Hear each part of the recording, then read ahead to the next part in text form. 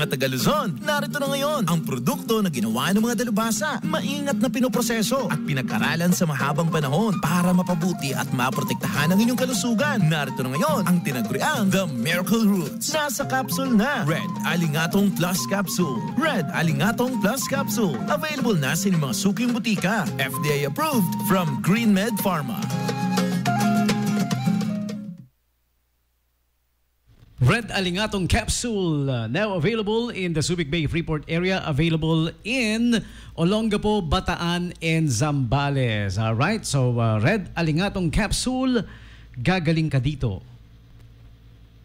Greetings. This is Kevin Gregg from Mississippi in the United States of America. You are tuned into DJ Tommy G on 89.5 Subic Bay Radio. Coffee? Check. Shower? Check. The best morning show on the radio? Check. Start your mornings right. Right here on 89.5 FM. 89.5 FM, Subic Bay Radio. Welcome to the Morning Brew Radio Show. Welcome back, people. Second hour of this radio show, 11:37 a.m. on the dot.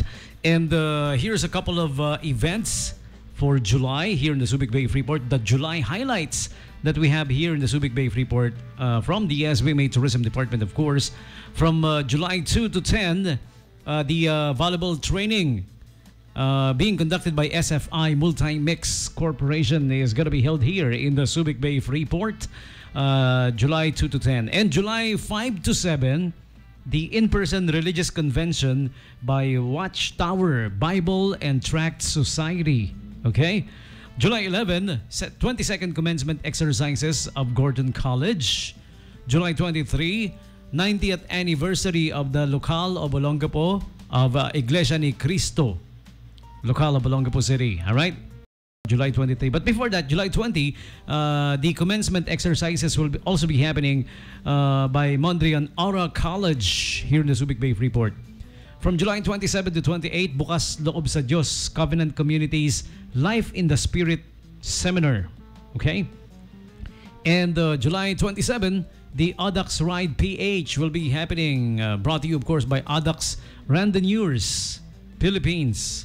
All right? And lastly, confirmed schedule, July 28, the INC 110 concert.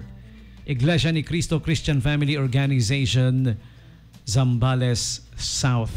Okay, so that's the lineup of activities, lineup of events for July 2024 for you.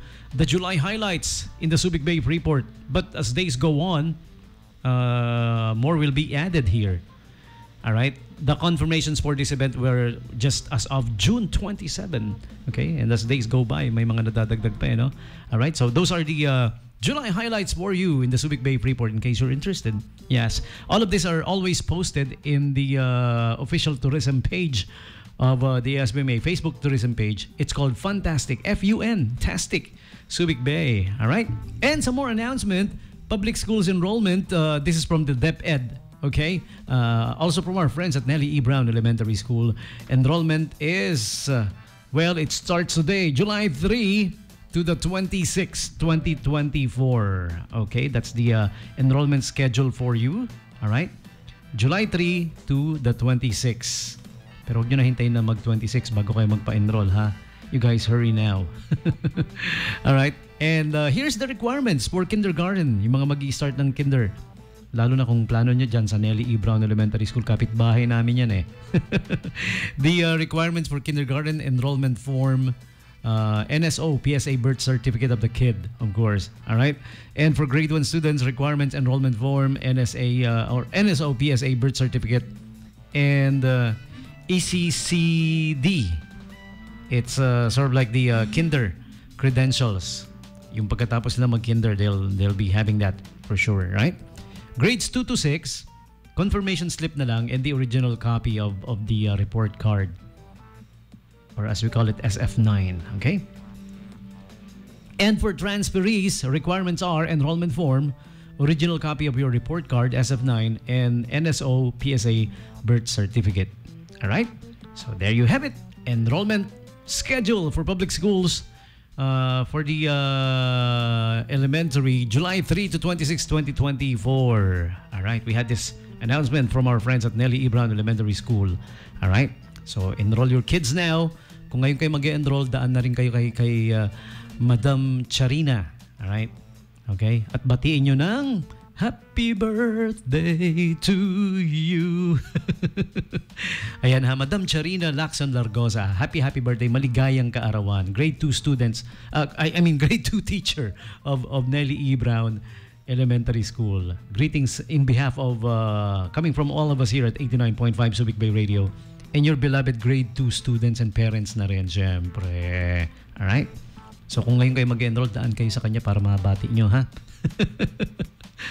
Okay, and a couple more invites here coming from our friends at SM City Olongapo Central and SM City Olongapo Downtown. Okay, Kuwan Coffee is now open. All right, Kuwan Cafe at the ground level of SM City Olongapo Downtown. So visit Kuwan today. All right, punta kayo sa downtown. Nandun lang. Also at downtown, open there now is the Surgelite.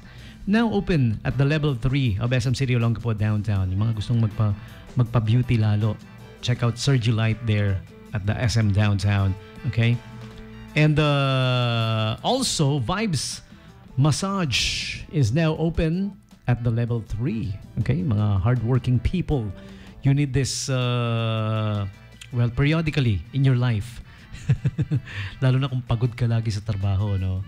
Vibes Massage. Drop by at the level 3 of SM City Olongapo Downtown. Okay? And Oppo is also at the level 3 of SM City Olongapo Downtown. So visit that place for your Oppo needs, cell phones. Oppo in particular. If you want a new cell phone, might as well try Oppo. Okay?